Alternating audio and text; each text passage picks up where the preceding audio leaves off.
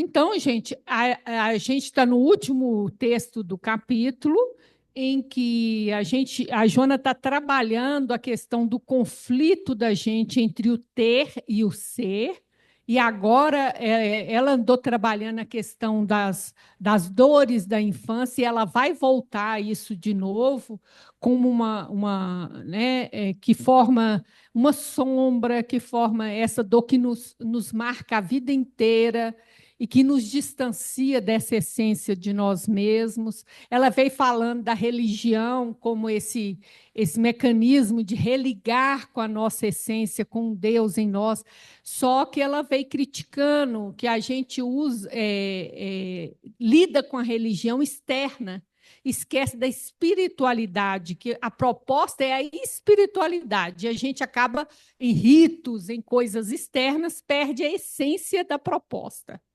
Então, eu acho que foi nesse a gente voltar nesse parágrafo para a gente ir em frente.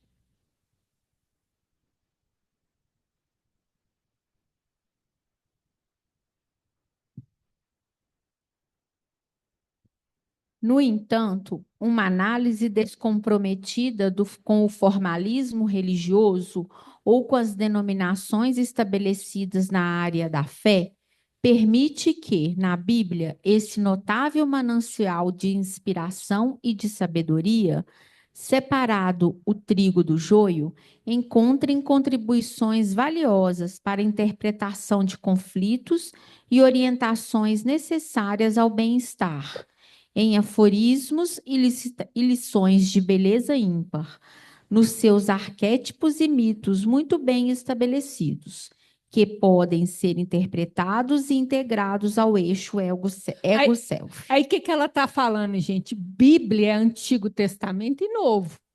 É os dois. Não, é na página 132, lá na última linha.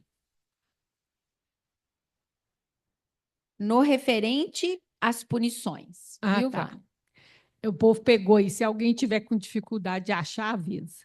Então, gente, ela veio falando aqui dessa Bíblia, né, que a gente tirar o espírito da letra, e ela fala que aí tem lições de beleza ímpar, né, em relação às experiências humanas, histórias que nos remetem a experiências humanas e que nos ajuda a integrar o ego self, ou seja, o divino que habita em mim e o ego, essa personalidade que eu tenho hoje, ela tem que fazer uma ponte, nós temos que construir, refazer essa ponte, né? Ter consciência dessa ponte do ego self. E ela vai falar que esses ensinamentos, o estudo da Bíblia, quer dizer, o Antigo Testamento e o Novo Testamento, facilita esse religar, esse ligar de novo ao divino de nós, dentro de nós. Mediante esses ensinamentos, é possível, pela reflexão, voltar-se para o mundo interior, encontrar-se a residência da alma, conviver-se com as suas necessidades não perturbadoras. E olha o que ela fala: meditar, né? Esses ensinamentos, ter reflexão. Reflexão é pensar sobre aquilo, né? E volta para o interior, lá na residência da alma, né? E a gente conviver. Que necessidade da alma? Alguém sabe dizer o que é? E que essas necessidades não são perturbadoras. A gente, essa interiorização, né? Para a gente poder conviver com essas necessidades da alma, que a gente entrou na residência dela. Então, vamos tentar entender que necessidades são essas, né? Lá no Vida, Desafios e Soluções. Capítulo 10. O ser humano estabeleceu como necessidades próprias da sua vida aquelas que dizem respeito aos fenômenos fisiológicos, com toda a sua gama de imposições: alimentação, habitação, agasalho, segurança, reprodução, bem-estar, posição social. Poderemos denominar essas necessidades como imediatas ou inferiores, sob pontos de vista psicológicos e ético-estético. Então, essas são as fisiológicas, não são as metanecessidades ou necessidades da alma. Não são, tá? Eu trouxe só para a gente poder ter uma ideia do que a gente chama de necessidade e agora a gente poder ver o que chama metanecessidades ou necessidades da alma. Inevitavelmente, a conquista dessas necessidades não planifica integralmente o ser e surgem aquelas outras de caráter superior, que independem dos conteúdos palpáveis imediatos, a beleza, a harmonia, a cultura, a arte, a religião, a entrega espiritual. Então, ela está falando ali no texto, ela estava lidando com a religião, como uma espiritualidade, um processo de entrega ao processo transformador da divindade em nós. Então, ela vai falar dessa beleza, dessa harmonia, porque Deus é tudo isso, né, gente? Então, a gente vai. Essa que planifica o ser humano são essas necessidades aqui. Então, vamos ver de novo o que a Joana falou. Ó, Mediante esses ensinamentos, os ensinamentos bíblicos. é possível, pela reflexão, voltar-se para o mundo interior, encontrar-se a residência da alma, conviver-se com as suas necessidades não perturbadoras. A beleza, essa necessidade de espiritualidade, essa capacidade de se entregando a Deus, né? A cultura, é isso que são essas necessidades não perturbadoras da alma. Tá? Nesse cometimento, o amor exerce um papel preponderante, porque somente através dele se podem alcançar os painéis da alma que dele necessita para expandir-se, atingindo na sua finalidade evolutiva. Então, vamos lá, né, gente? Ela fala desse papel importante do amor, mas em quê, né? O que esse amor vai fazer com a gente? Vocês conseguem entender aí? Ele tem um papel preponderante, ou seja, importantíssimo, acima de tudo, né? Os painéis, a parte mais profunda da nossa alma, a gente só acessa através do amor, né? E para que mais? A alma expandir-se, né? Olha só. Tirar e atingir sua finalidade evolutiva. Qual que é a finalidade evolutiva nossa? Somente através do amor atinge a finalidade evolutiva. Qual que é a finalidade evolutiva? Mago Dei, perfeição, espírito puro. Estabelecer a ponte. A ponte ego-self é caminho. Então, vamos lá. Ó, no aquém e além do tempo. Toda a busca do ser, desde que ele se manifesta como espírito, é a busca de si no encontro com Deus. Aí entra a ponte ego-self, entra o imago Dei. Então, gente, a finalidade nossa é voltar para Deus consciente. É eu me tornar um indivíduo inteiro para poder ter essa experiência de comunhão com Deus, né? Então,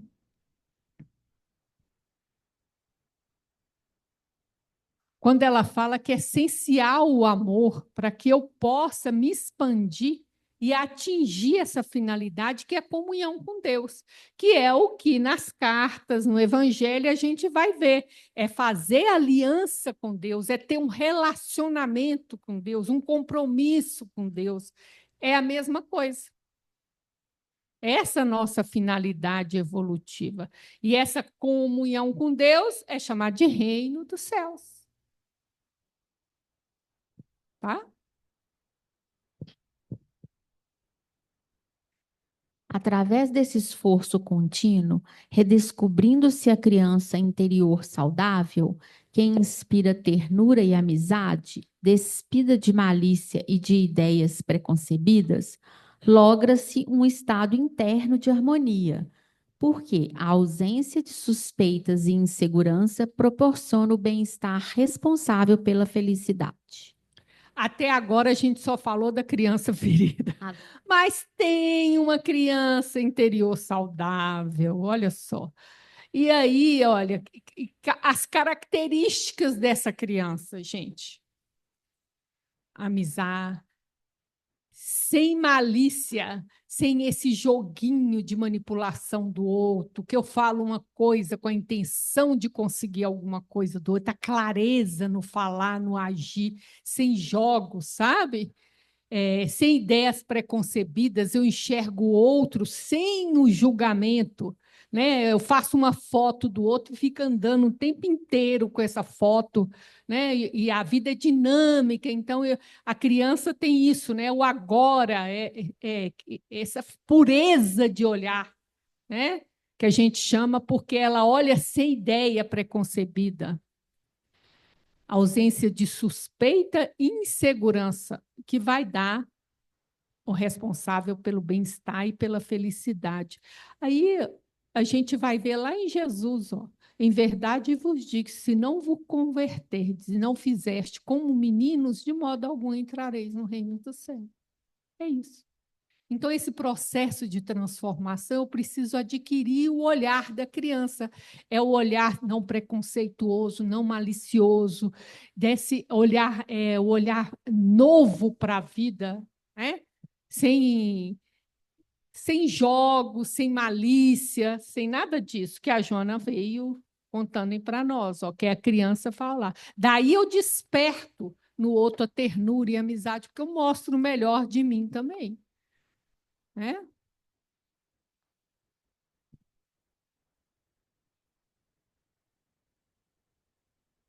A criança expressa uma confiança no adulto que ultrapassa os limites da razão. Aquilo que se lhe promete ou lhe faz assinale fortemente a personalidade em formação, o caráter em desenvolvimento e, porque não é portadora de incertezas, entrega-se totalmente, deixando-se conduzir. Alguém afirmou com beleza rara que, diante da criança, sempre se encontrava diante de um Deus.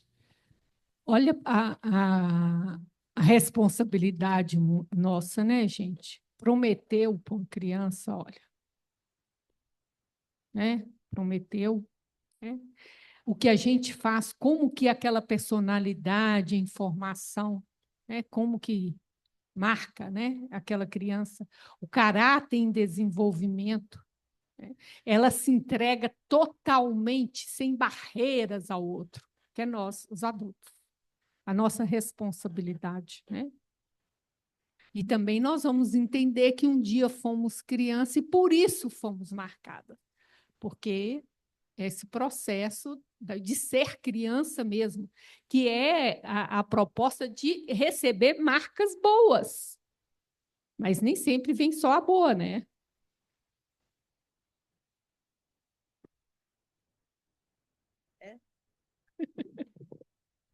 No parágrafo anterior, essa criança que eu posso voltar a ser, aí eu vou agir dessa forma, dessa criança aqui. Pois é, gente, é que quando a gente fala assim, é perigoso a gente entender que é para agir infantilmente, né? Não é isso.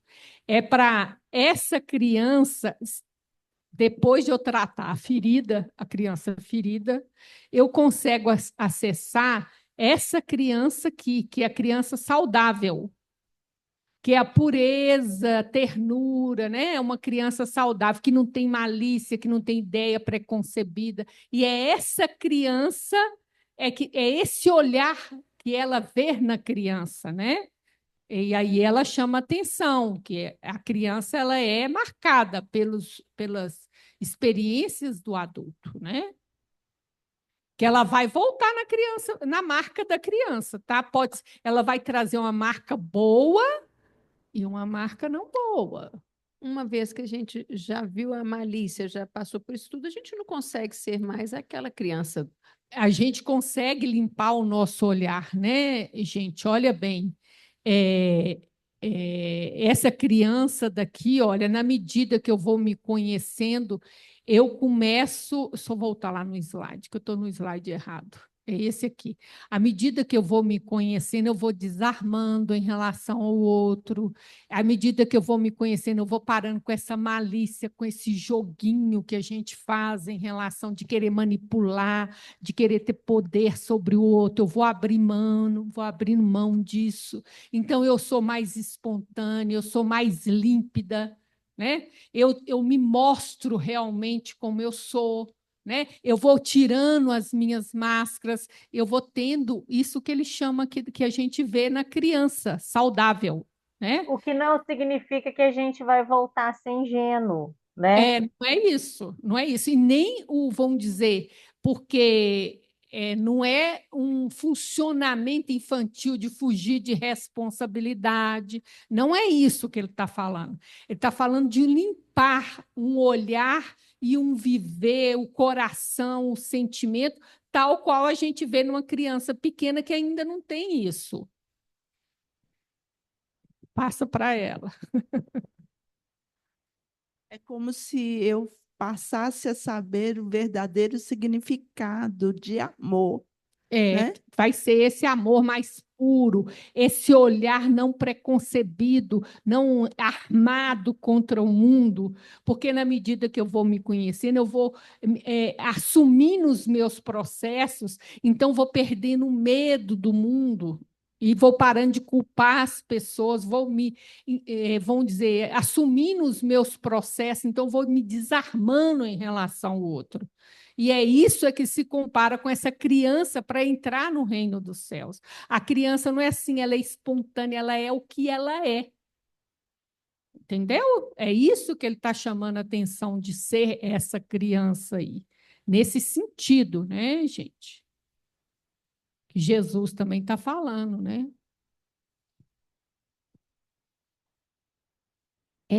É certo que o espírito em si mesmo não é criança, mas a forma, a indumentária que o reveste, proporcionando-lhe o esquecimento do ontem e lhe ensejando a ingenuidade do hoje para a sabedoria do futuro, proporciona essa ternura e afeição que a todos comove. Tudo quanto, pois, se instala no período infantil, permanece durante toda a existência. Então, vão entender a proposta qual que é. A proposta, eu nasço numa família, então, no período infantil, eu tenho esse esquecimento, eu tenho uma psique que é marcada para que os meus pais possam ter uma influência forte sobre mim, para me dar recursos, olhares novos, para que quando eu chego na adolescência, que eu começo a acessar as tendências de outras vidas, eu tenha novos recursos para lidar com aquilo. Com aquilo que eu vim fazer aqui, com essas coisas que eu prometi, que eu comprometi de trabalhar. Cada um tem o seu, né? Agora, só que o que acontece? Como nós todos somos espíritos em desenvolvimento, a gente não serve, vamos dizer, não recebe só marcas positivas. A gente recebe marcas negativas, porque os nossos pais também têm feridas. Ele também tem dificuldades, né? E aí o que fala? O que se instala no período infantil é para a vida toda. Né? A gente trata, mas a marca fica. A gente aprende a lidar, aprende a olhar, outro olhar, a marca fica. Né? Não é energia, não, é marca mesmo, é marca psíquica mesmo, é uma experiência ligada com afeto, ou desafeto, com dor, com isso tudo. Isso vira um núcleo que chama complexo. O que é o complexo? É um núcleo emocional carregado de energia que fica no inconsciente nosso. Porque aquela criança sofre aquela experiência positiva ou negativa, estamos falando isso, ela vai dar um exemplo positivo e aquilo marca a vida dela para o resto da vida, é o que a Jona está falando, marca a psique dela para o resto da vida. Que idade de quê? Marca a criança e adolescente, elas marcam. Desde a barriga, ela já marca. Desde a barriga, o espírito está lá. Ela sente as vibrações da mãe, né? E a gente ter essa compreensão, gente. Os nossos pais, às vezes, nos deixam marcas dolorosas, porque eles também têm suas marcas, né? E, às vezes, não tiveram oportunidade de refletir, de curar suas marcas. E essas marcas vão se perpetuando. Como também, à medida que a gente vai se tratando, a gente começa a ter o olhar para as marcas boas. Mas como, às vezes, a gente não trata as que doem, a gente só lembra delas, né? Falando de pais normais, tá? Então, vamos ver aqui. Então, eu trouxe um exemplo para nós. Esse livro que eu estou lendo é Elisama Santos, chama No Mesmo Rio. É um romance, ela é psicanalista. E é interessante, porque é uma verdadeira, tem tantos galhos e ramos cada experiência, é o mesmo rio, porque é uma mesma família, e nós vamos ver como tem experiências diferentes na mesma família. Tá? Então, nós temos o Benedito, casado com a Maria Lúcia, traz as marcas de infância dele, no momento adequado a gente traz, e daí essas marcas vão marcar os filhos também, cada um de uma maneira diferente. E são 3 filhos, o Lucas, o mais velho, a Marília do meio, a Rita mais nova, tá? Eu não acabei de ler o livro e hoje eu vou trazer para vocês um pouquinho da Marília. No mesmo Rio, né? Elisama. Marília não nasceu um menino, e isso, por si só, já roubava parte da capacidade de ser amada pela mãe. Sabia disso. Não importava o que Lucas falasse ou fizesse, nem o quanto o comportamento deles se assemelhassem. No irmão, as ações ganhavam mais brilho, mais luz, mais beleza. A presença dele fazia a mãe suspirar de orgulho e felicidade, já que nunca seria o filho de ouro. Ela se esforçava para ser relevante. É isso que eu quero trazer para vocês, que toda vez que a gente fala de criança ferida, a impressão que eu tenho é que vocês acham que é só espancamento. Mas tem muita coisa que fere, tá?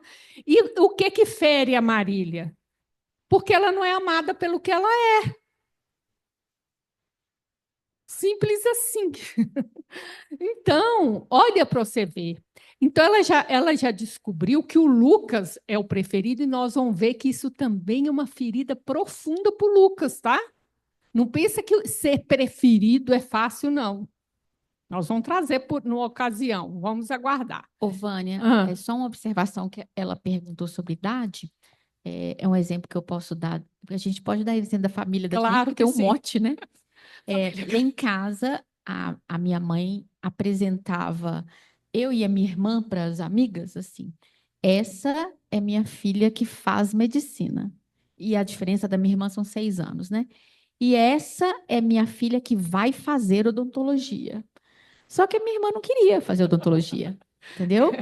E isso foram anos de sofrimento e de marcas, porque minha mãe apresentava. Esta é minha filha que faz medicina. E esta é a que vai fazer odontologia. Né? Então, É isso. tadinha. É isso mesmo, né, gente? Essas são as coisas. E a gente, às vezes, não tem consciência que a gente faz isso, entendeu? Então, Marília resolveu ser relevante, já que ela não conseguia ser amada. Aí que o bicho vai pegar. Desde muito nova, se sentia responsável pela felicidade da mãe, tentando compensá-la pelo esforço e pela dedicação à família. Marília tinha uma enorme empatia por suas histórias tristes de infância. Também enxergava a distância emocional do pai e era confiante de medos e frustrações. Confidente, desculpa. Confidente de medos e frustrações. A missão de sustentar a alegria da mãe era constante e exaustiva para os seus ombros infantis. Olha o sofrimento dessa criança, gente. Agora, vocês vão guardar aí que distância emocional do pai, que eu não sei se a gente vai conseguir chegar lá hoje, tá? Porque vai ter a explicação do porquê que ele era distante emocional, tá? Então, você imagina o que é para uma criança escutar confidências de medo e frustrações da mãe, de um adulto, gente. Essa descarga emocional, fazer da criança sua amiga, sua confidente. Olha como é que isso é pesado. Para uma criança, né? E sustentar a alegria da mãe, olha que coisa difícil. Difícil, que você vai ver que ela vai renunciando ao seu papel infantil para poder cumprir isso, né? Então, olha que coisa difícil, né? E isso partiu de uma leitura dela que ela não conseguia ser amada pela mãe. Então, aí ela procura ter um lugar na família. Esse lugar que ela acha é da confidente da mãe. E olha para você ver que isso aqui é uma marca de violência que ela sofre, tá? Isso aqui forma uma criança ferida e que vai marcar ela o resto da vida. Todo esse processo, não só esse, né?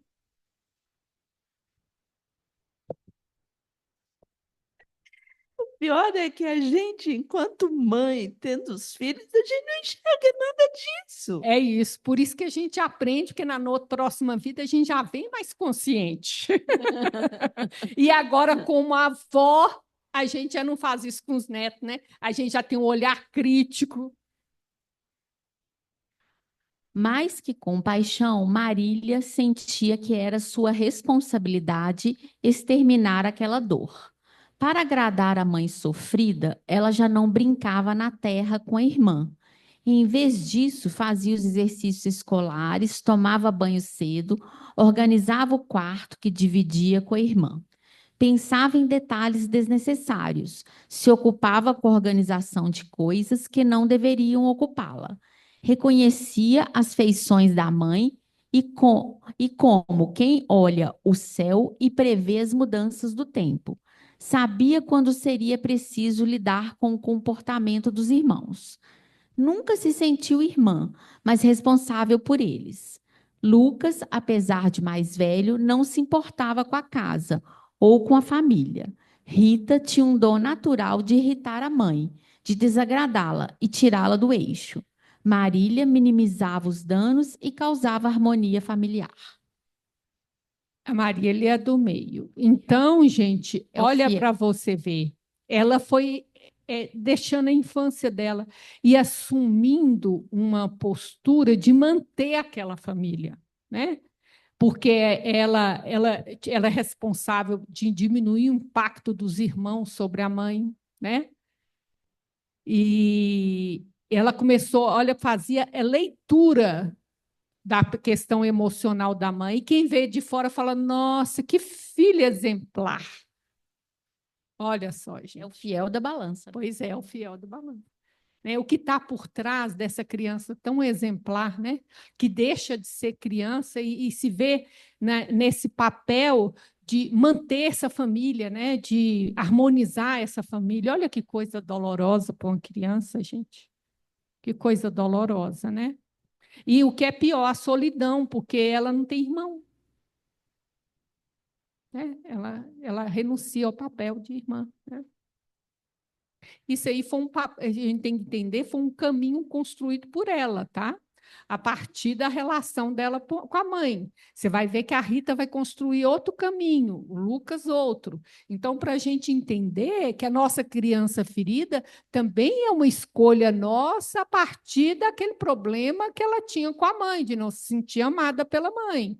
Entendeu? Mas essa construção foi dela. Né? E que o problema é que o adulto podia estar percebendo e intervir nisso, mas não percebe, que ele também tem inconsciente. Né? Então, é ela que constrói esse lugar, né?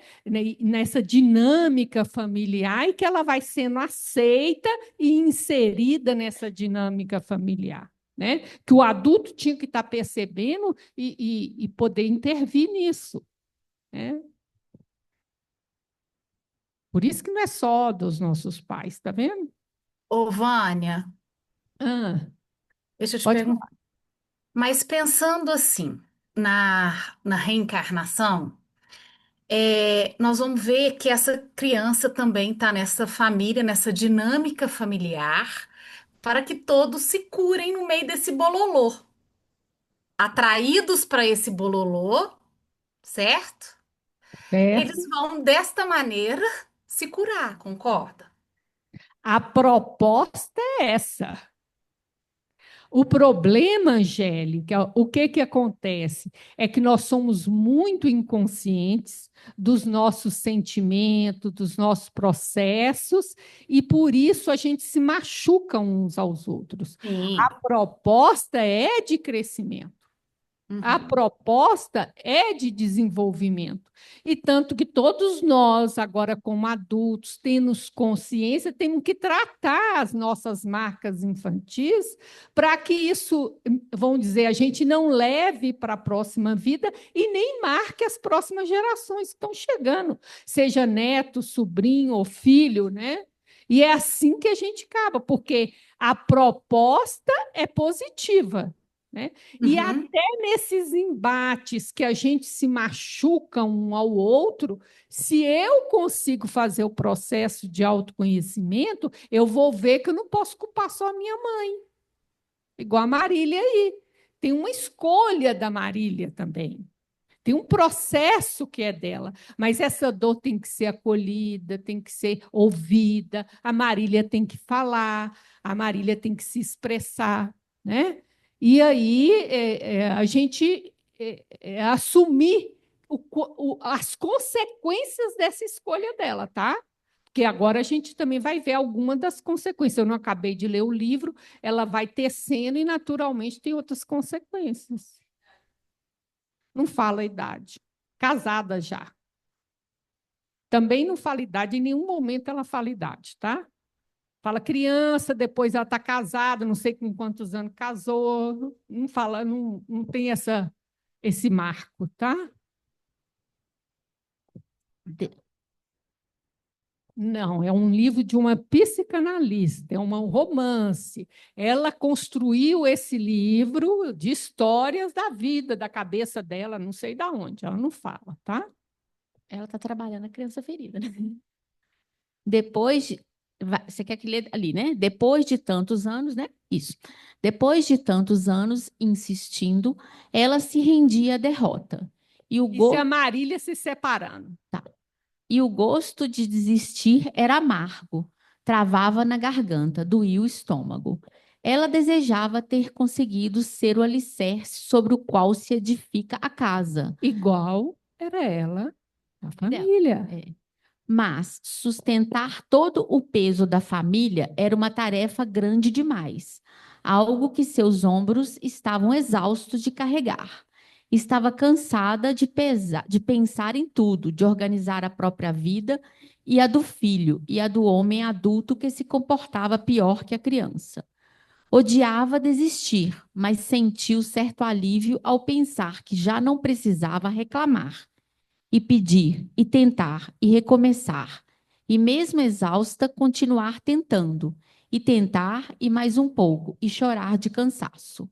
Era triste confessar, mas estava aliviada, derrotada, mas aliviada. Os olhos estavam secos. Ela se perguntava se nos últimos anos havia chorado tanto que nada tinha restado. Viveram algumas crises ao longo do relacionamento, mas a última vinha se arrastando havia tanto tempo que se transformou na própria relação. Questionou o que tinha mudado do início até ali, porque tudo nele se tornara tão irritante. É isso, gente. Então, esse exemplo que eu trouxe para você, para a gente ver que essas experiências da infância vão marcar a vida toda da criança, entendeu? E aí tem esse exemplo da Marília, que ela, a partir da percepção de não ter o amor da mãe, a admiração da mãe, ela ocupa esse lugar na família, né? De confidente da mãe, de diminuir a dor da mãe, de tentar manter uma harmonia doméstica e ela vai casar e procurar um homem bem infantil e ela ficar nesse jogo de tentar manter casamento, filho, ela, tudo, aquele trem vai indo, vai dar uma exaustão nela que ela não aguenta mais e acabou o casamento. É isso aí. Não sei se vocês perceberam que essa marca da infância ela continua carregando, tá? Ô, Vânia, eu acho que eu posso até cometer um erro na minha autodefesa, quando você fala assim, ela percebe a falta de amor da mãe. Mas a gente, como mãe, a gente ama os filhos. Como é que ela percebe? Você já me entendeu, né?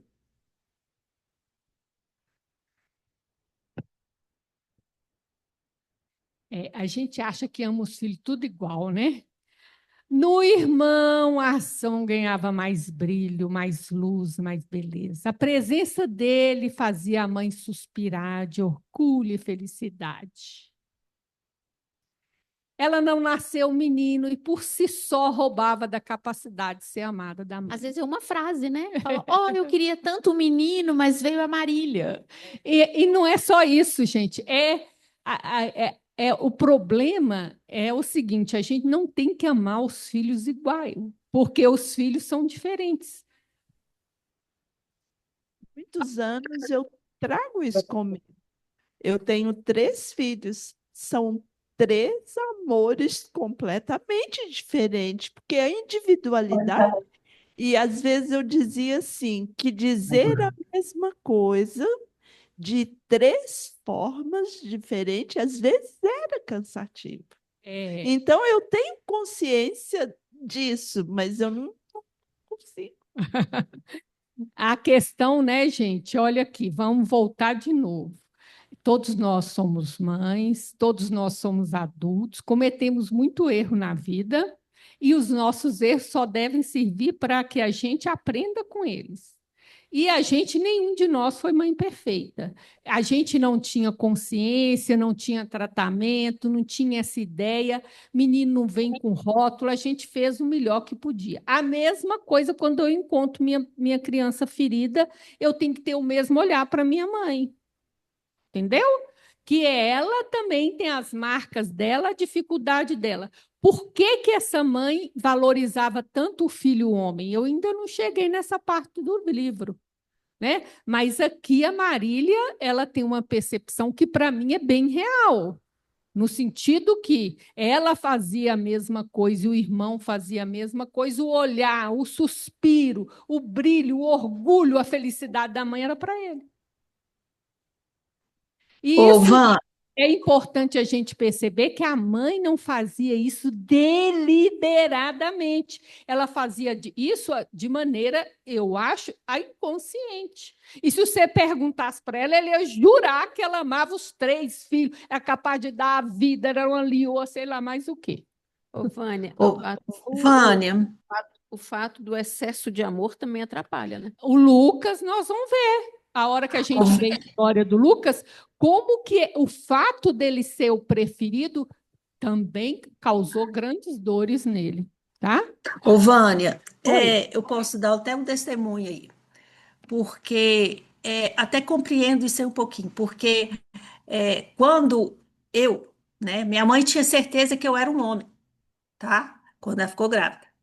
Tanto é que quando eu nasci foi um susto, porque eu não tinha nem escolhido o nome de mulher, era para ser Márcio. Aí olharam para mim e falaram, e agora? Vai ser Márcia, né? Porque eu não tinha nem escolhido. Mas isso é uma coisa que minha mãe contava, assim, naturalmente. E a preferência dela realmente era meu irmão. Depois, abaixo de mim, teve um menino. Mas eu entendo, se você parar para olhar para trás hoje, por que da preferência pelo homem na época? Minha mãe é descendente libanês. Então, quem era forte? Era o homem. Então, pensar num filho, numa filha mulher, não era uma coisa muito boa. Por isso que talvez seja por isso que ela preferisse o homem. E a Eu imagino. questão, né, Márcia, que ela não teve aquele negócio de reflexionar, de questionar isso, Não, de não pensar nesse valor que ela tinha. Isso se manifestava de maneira inconsciente na relação dela com Totalmente, os filhos. A mesma totalmente às vezes, inconsciente, coitada. totalmente, ela não tem, muitas vezes, consciência disso, gente. Eu acho que a maioria das vezes nós não temos essa consciência. Não temos, a gente não consegue visualizar. Se você É. parar para pensar assim, da nossa época, então, mais antiga, né? Não tinha mesmo, porque eles não tinham acesso. A mulher, então, tinha pouco acesso ao estudo, psicólogo, até pouco tempo atrás, era coisa de doido. Então, assim, não tinha essa condição nenhuma de ver. Nenhuma, E não, não, eu acho que tinha uma condição que era assim, e veio assim, eu faço assim. A gente tem que ter é, né? Tem que ter esse olhar. exatamente. É, Não tinha opção, legal. né? Exatamente. Agora, na vida adulta, eu tenho que me debruçar sobre isso e escutar isso em mim, né? Isso, e trabalhar isso.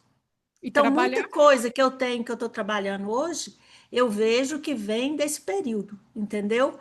Porque, de uma certa forma, me marcou, né? Não tem E é isso jeito. que a Joana fala, gente. Olha, as marcas da infância são para o resto da vida, seja Isso, positiva ou negativa. Como nós somos espírito em evolução, ela vai me marcar dos dois jeitos, positivas e negativas. Então, as negativas, cabe a mim agora, como adulta, trabalhar para que possa preponderar as marcas positivas que eu acho que é positiva para mim e aprender a lidar, mudar o olhar, diluir as marcas negativas, ok?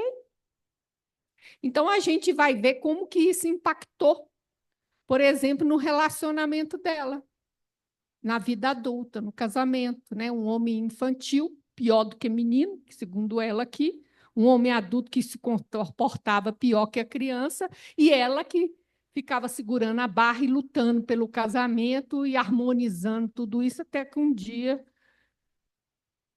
exaustão, né, gente? Agora a Joana vai contar um caso de uma marca positiva. Mamães, fique felizes. Só que o exemplo é com o pai. Depois eu falo do cachorro. Quando de muitos terremotos que abalam periodicamente a Turquia, houve um desabamento de uma escola infantil, onde se encontravam dezenas de crianças. Todas as providências foram tomadas no sentido de ainda resgatá-las com vida. Após dias de trabalho exaustivo, os especialistas chegaram à conclusão de que, em face do tempo transcorrido, mesmo que se chegassem até elas, seria tarde demasiado, porque todas estariam inevitavelmente mortas. Então a história é essa, gente. Tem um terremoto lá, os meninos na escola, tinha um monte de meninos na escola, no parque, em algum lugar lá. E aí fica enterrado no meio da terra, lá debaixo do terremoto. E o povo vai tentar resgatar, chega um momento que o povo quer desistir, né? Não tem menino vivo, não, vão desistir, já acabou, morreu tudo. É isso aí, já não tem jeito. Um pai, no entanto, escavando, pedindo ajuda, informando que tinha certeza que seu filho e outros haviam resistido e se encontravam com vida. Já não havia mesmo esperança, e os trabalhadores, vencidos pelo cansaço, começaram a desistir, menos o pai. E o pai nessa, eu tenho certeza, me ajuda, escavava e chamava, e o povo querendo desistir, né? Ah, esse trem não tem futuro. Por fim, após esforços hercúleos, abaixo do desmoronamento havia uma brecha, e logo se pôde perceber que algumas crianças estavam sob vigas, que se sustentaram sobre as outras, permitindo-lhes espaço para respirar e viver. O genitor aflito chamou pelo filhinho, que ele respondeu: Eu tinha certeza que você viria, papai. A seguir, estimulou todas as crianças a serem retiradas, ficando em último lugar, porque sabia que seu pai não desistiria enquanto ele não fosse libertado. Entendeu? A certeza que ele tinha, a confiança que o pai não ia desistir dele. Olha que bonito, né? É uma marca positiva, né? O pai, que tinha o hábito de dizer-lhe que confiasse sempre no seu amor e nunca temesse qualquer dificuldade, porque ele estaria onde quer que fosse para o proteger e amparar. Essa confiança a criança transferiu aos amiguinhos, conseguindo sobreviver pela certeza, sem qualquer sombra de dúvida, de que o pai o salvaria. E aí a gente volta, né, Joana, nessa entrega da confiança absoluta que ela tem nas promessas do adulto. É isso.